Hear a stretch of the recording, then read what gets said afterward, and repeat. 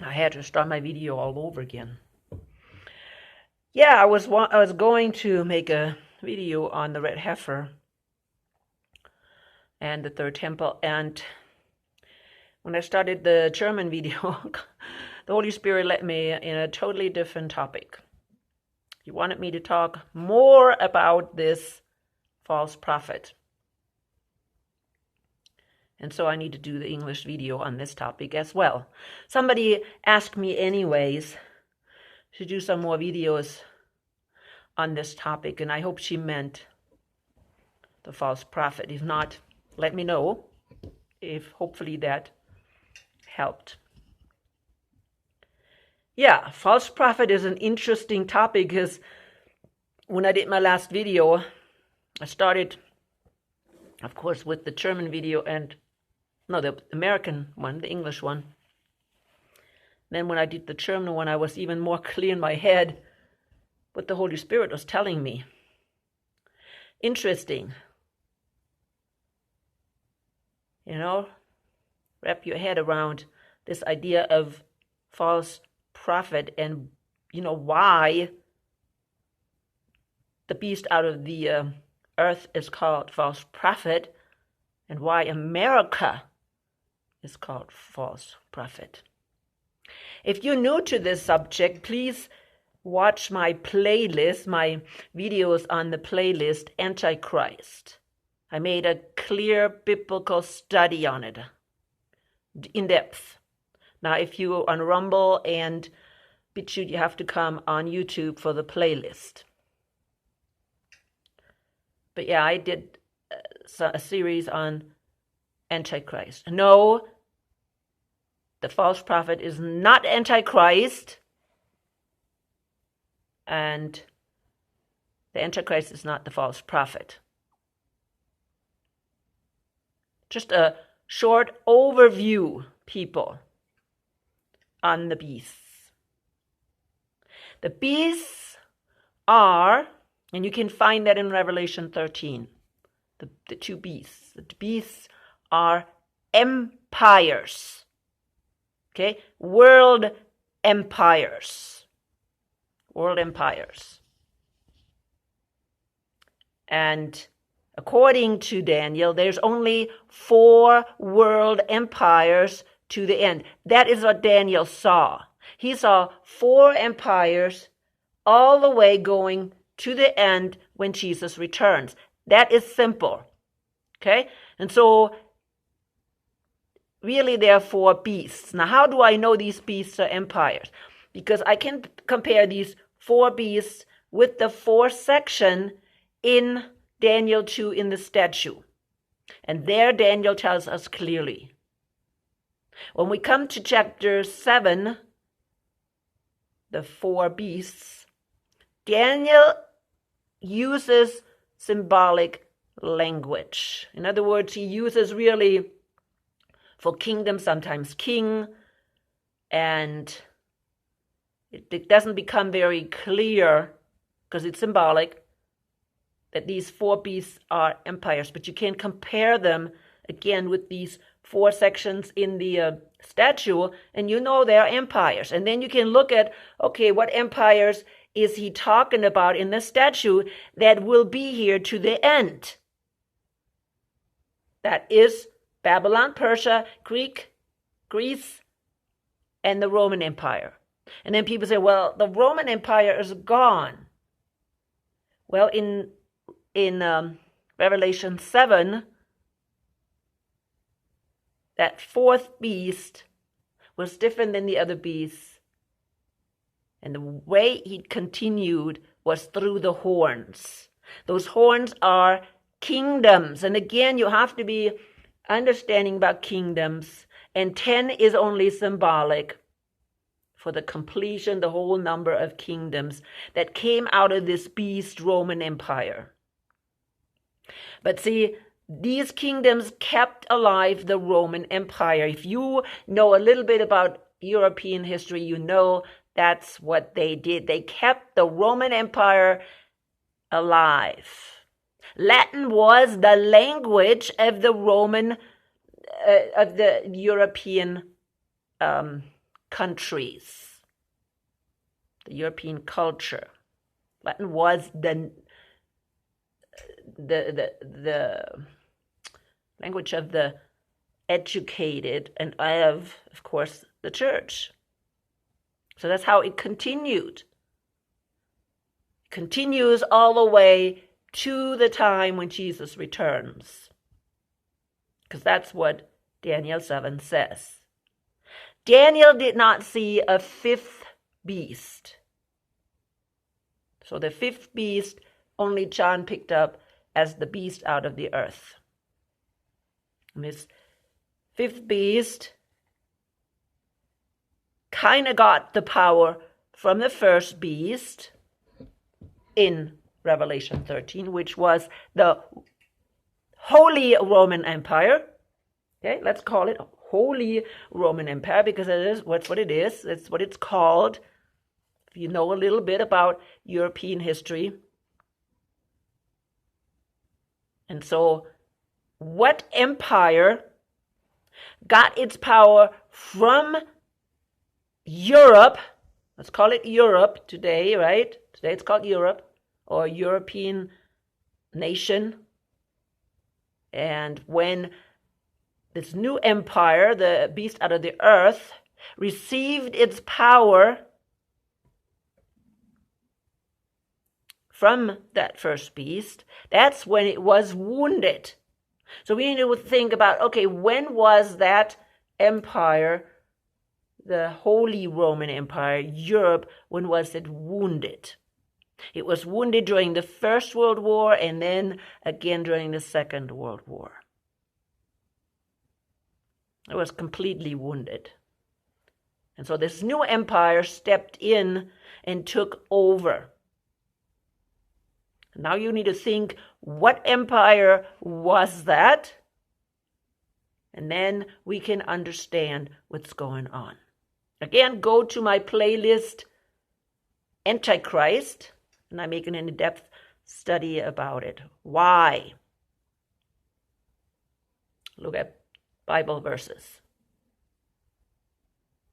But you have the idea right now, hopefully by this time, who this false prophet, this beast out of the earth is. You should know. Okay, you should know. Read it. Again, the description in chapter 13 of Revelation. I think starting with 11, something like that. Yeah. Who is it? Let's guess. Let's guess. How many guesses do you need? Is it China? Did China take over or helped out Europe? Did China get power from Europe to become empire? Did Russia get power from Europe to become empire and protect them?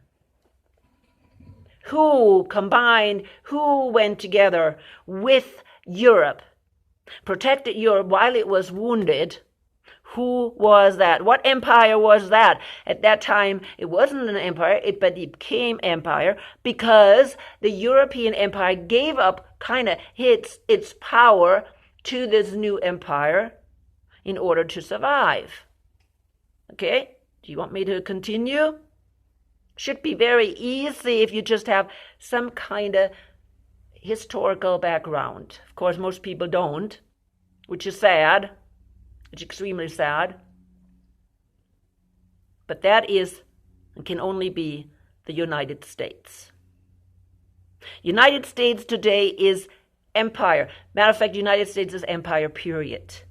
You compare the United States, the military, the money they spend on military things with the other ones, they come out on top.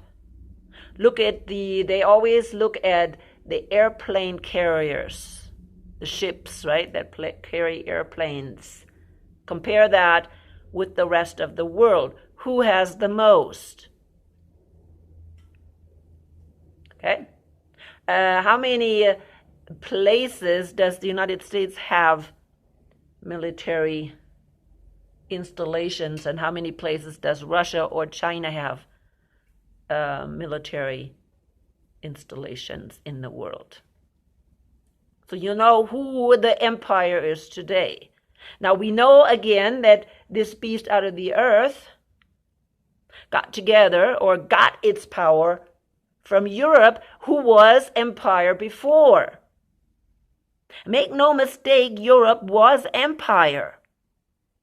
They always kind of took turns who's going to be lead, and they had, of course, quarrels, who's going to be first, right?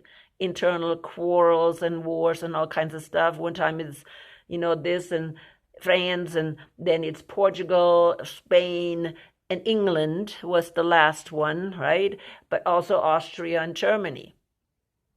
They kind of quarreled like little kids. Who's going to be the number one? But it doesn't matter. Together they made up this European Holy Roman Empire from the beginning, from the time probably even before Charlemagne. Please do some information. There are great documentaries about Charlemagne on YouTube. Get some information about history. And who was on top? Who was controlling all the kings of Europe? Even when they become Protestant, the Roman Catholic Church. After Protestantism, or after the Reformation, the countries that were mostly Protestant, the Jesuits infiltrated the politics anyways. And through intrigue, they continue to stay in control behind the scenes.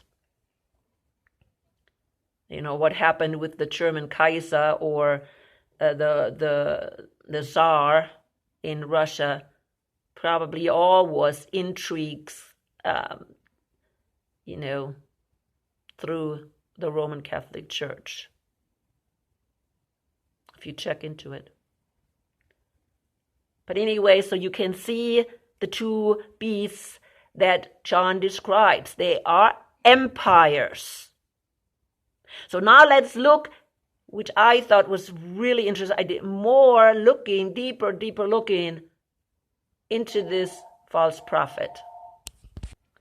Well, I am so sorry somebody interrupted me, but we were talking about this false prophet, and in Revelation 13. And if you haven't read it yet, please go there and read it. You don't really, it's best that you do know about what it said about this beast out of the earth, and why in the world is it a false prophet. We know about that in my last video. I read it, that he will go into the lake of fire, and that I think that's when it's mentioned that he is the beast out of the earth, or the false prophet. Okay, we know that from the Bible. It tells us someplace that he's also the false prophet.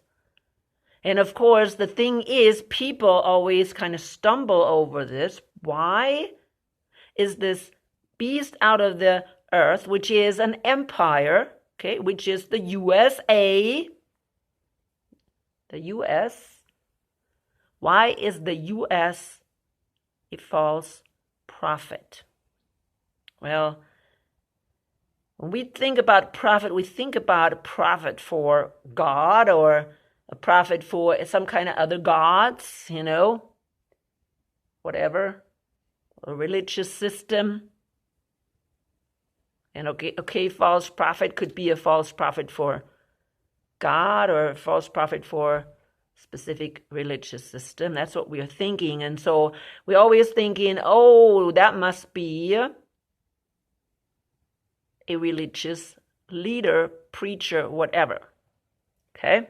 But again, the beast is a political system. So how can this political system, this empire, be a false prophet? What does a prophet do? So I'm reading here Wikipedia. Is it Wikipedia or dictionary? Okay, the definition: a person regarded as an inspired teacher to proclaim of the will of God. Okay, that is what we think of as a prophet. Somebody who is proclaiming the will of God or a God. Okay? It doesn't have to be the God, but it can be a God. So it's somebody who is proclaiming a spiritual or a religious teaching.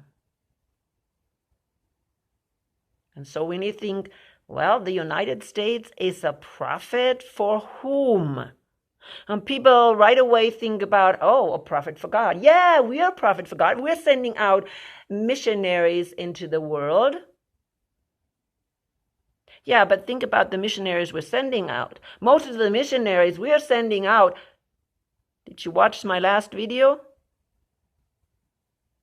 Are totally distorted by dispensationalism or Zionism. How in the world can we send out, missionaries that proclaim a false, really, can you say false gospel?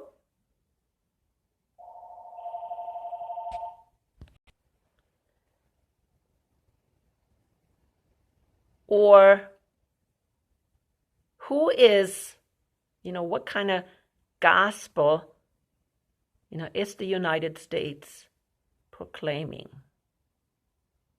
Even these Christian, so-called Christian missionaries have brought a lot of false teachings into this world. Very false.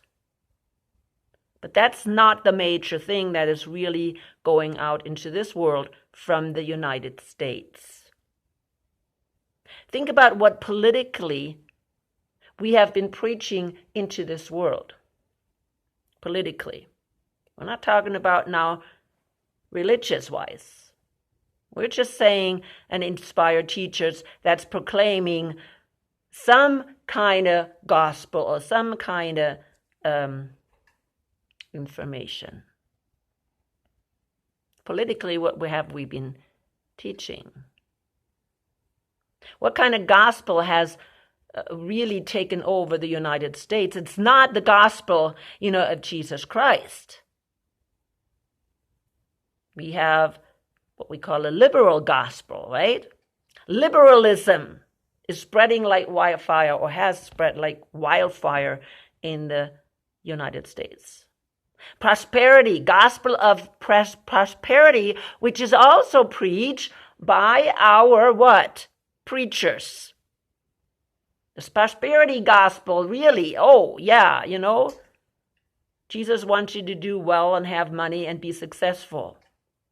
But that is the biggest gospel that the U.S. is actually preaching. And people have been following this gospel of prosperity, doing well, being successful, making money. And of course, that gospel has been infiltrating then in our churches, because that's what we're preaching in our churches as well. What else have we been preaching? Humanism, right? Humanism. Humans are on top of this pedestal. We are our own gods. That's what humanism preaches. We're gods. And our opinion counts. There's another gospel that comes from the United States. We can do whatever we want because we are on top of the food chain and we can determine what's going to happen to us. Our opinion counts. We are throwing out God and we can make our own decisions. That's humanism, right? That's another gospel that the United States is proclaiming into this world. Why? Because they're empire. They're empire. They're taking over various countries, whether it be Europe, whether it be other countries in the world. And they're saying, well, we are bringing democracy, and democracy is what? What do people think about when they say democracy? Oh, prosperity and, good well-doing and, making money and all these things. It's not saying, oh, we are bringing Christianity. Our politicians never say that. Did Biden ever say, oh, we're bringing Christianity? No, it's always democracy. What does democracy in the people's mind mean? If we ask somebody in, for instance, Mexico, or all these immigrants that are coming, what do they want from the United States? Why are they coming to the United States? Prosperity. Democracy. Do they care about democracy? They care about what they're going to get. Are they going to do well or not? And this is what the United States is preaching and has been preaching since the First and Second World War. Before, the United States was more concerned about themselves, growth, and whatever they're doing. And of course, if you know that book from Charles Chiniquy, 50 Years in the Roman Church, which I always bring up, 50 Years in the Roman Church, Charles Chiniquy, you know that Protestantism was actually infiltrated by the Jesuits for a long time, before even Abraham Lincoln came around. That's the time of Charles Chiniquy. And they brought humanism in the Protestant churches in order to destroy the gospel, the true gospel. Humanism, I have freedom, I can do what I want. I'm in charge of my body and I can kill my own baby. Yeah, that's preached. Matter of fact, we don't even call it abortion anymore nowadays. Call it something else so it doesn't look like we're actually killing somebody. But that's the gospel. Okay, that now the United States, this false prophet, started to preach into the world. And yeah, the Democratic Party really ran with these false things and corrupted a lot of the United States and the world. And so we became the false prophet. We are empire, USA, whether we like it or not, whether we believe it or not, it doesn't matter. We are it. And we bring these false ideas and lifestyles and everything that is corrupt in our country to other countries, and we call it progress or democracy. We put this nice little facade over it, and so we can scream constantly, yeah, but we bring democracy, and those people that try to destroy democracy, they're terrorists.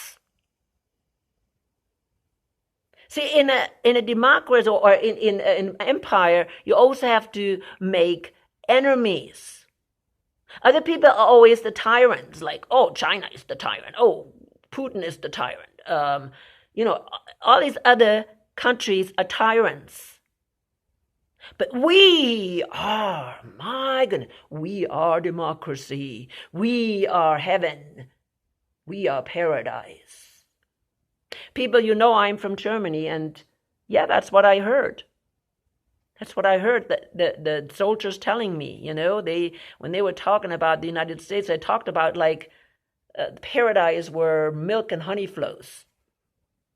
And that was in the 70s, beginning 70s. Yeah, I guess it was still a pretty good place to live. But even then, the corruption started. The moral decline, the moral corruption started. And all this moral corruption we brought into the world all over the place. And we force it on other people. And we force it on them saying, well, they want democracy, so we are going to kill them all if they don't take what we tell them. They're the tyrants. They want to take over the world. No, nobody wants to take over the world. Only the empire, which is the USA. And so that's why we are called the false prophet.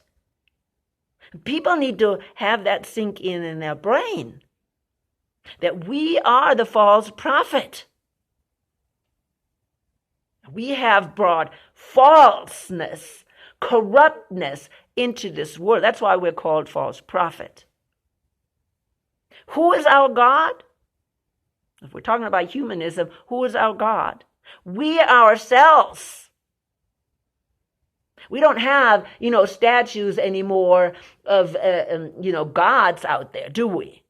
And we need to put that in our mind too. We need to understand that. Who is our God today? It should be easy. It's us.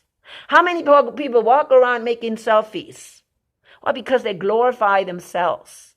Self is glorified. Why do you think we have so much narcissism? Why do we have so much narcissism? It is like rampant. Narcissism is like crazy. I did a workshop not too long ago on narcissism. And after that, I'm thinking, there is no more, I have no more interest in being a counselor or even working in my field. Because if I have to work not only with narcissists, but also with people that are being used by narcissists, and you can't determine, okay, are you working with a narcissist or are you working with the victim of a narcissist?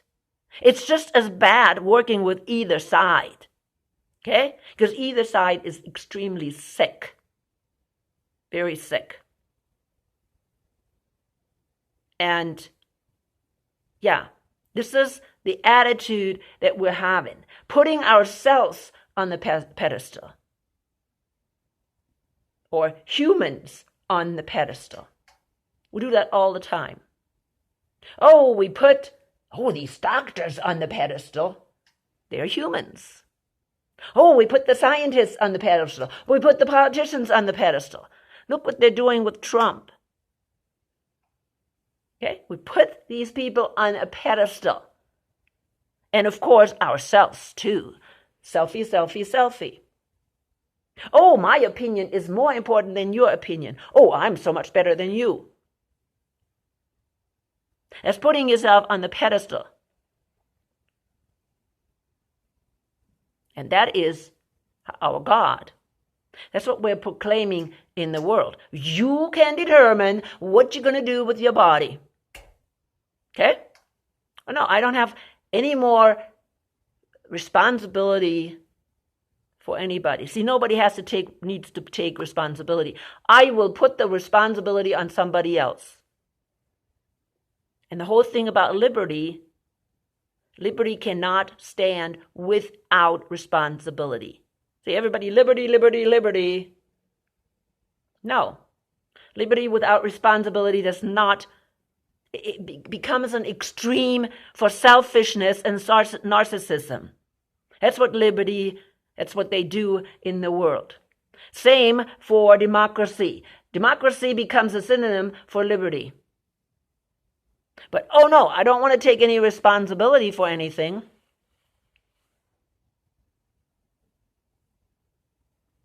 And that's what we're having. So the United States is this false prophet who, of course, in my last video, please watch it, I said it's our government.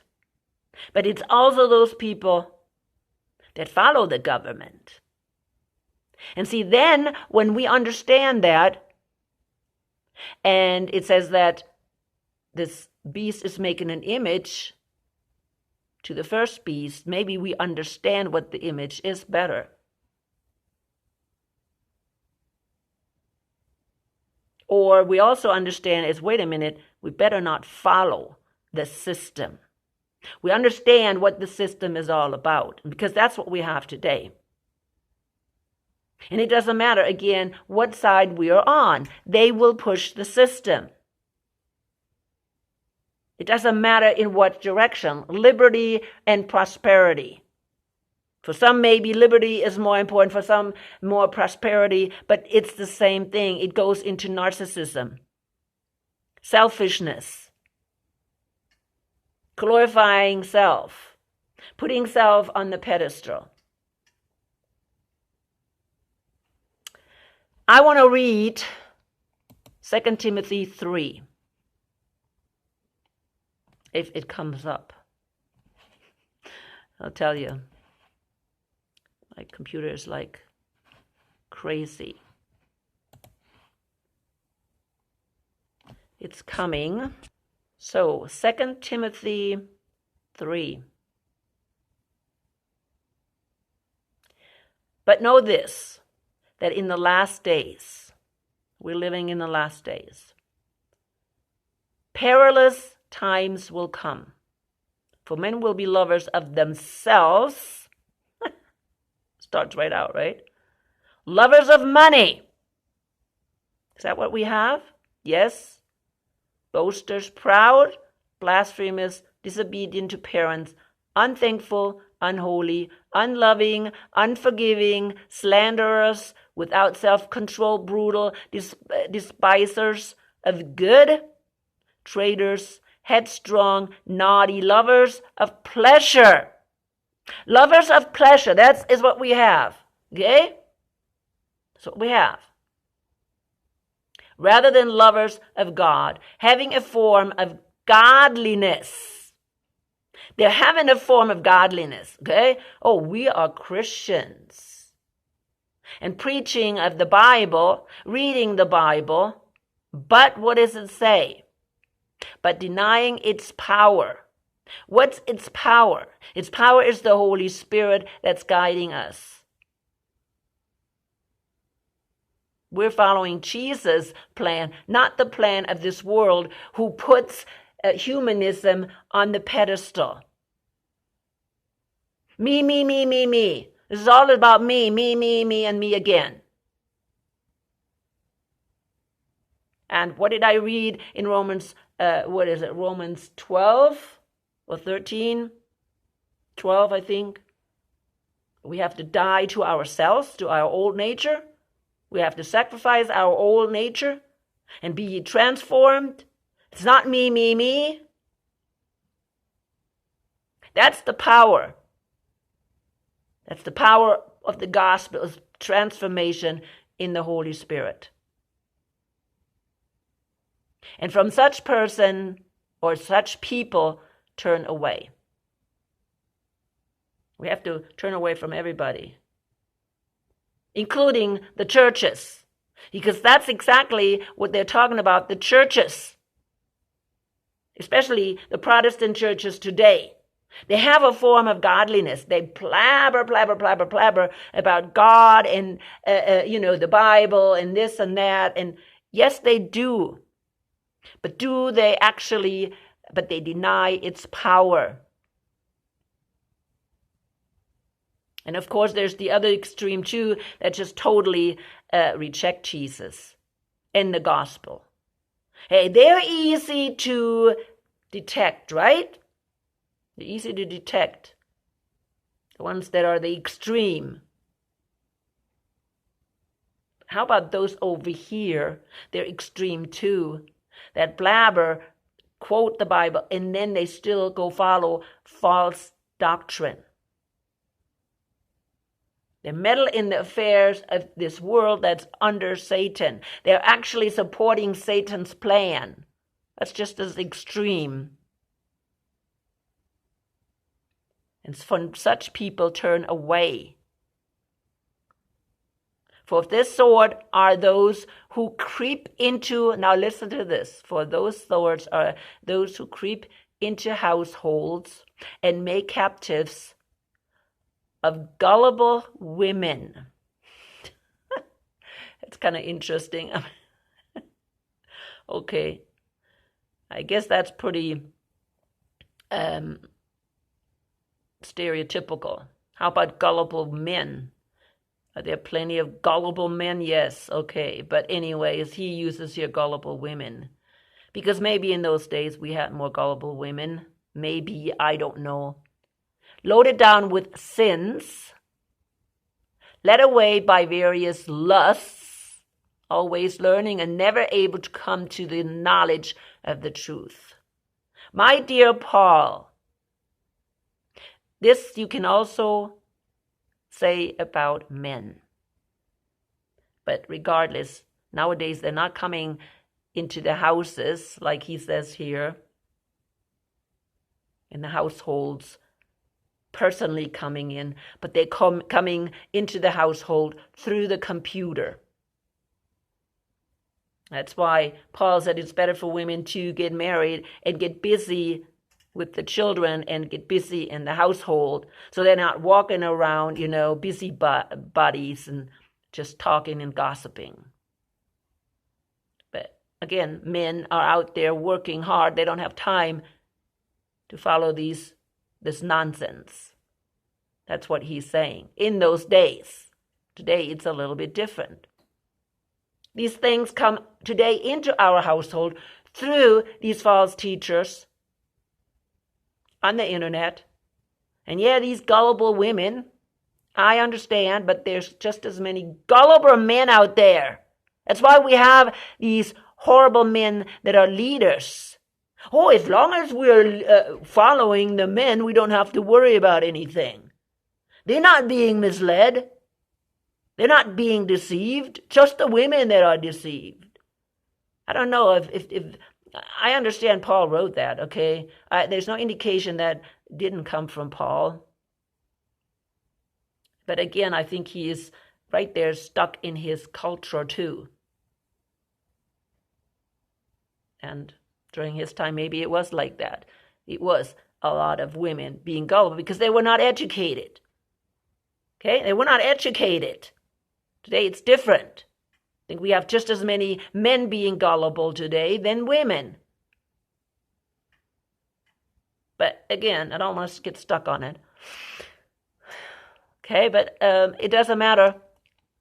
So we are not supposed to be led away. You can read everything.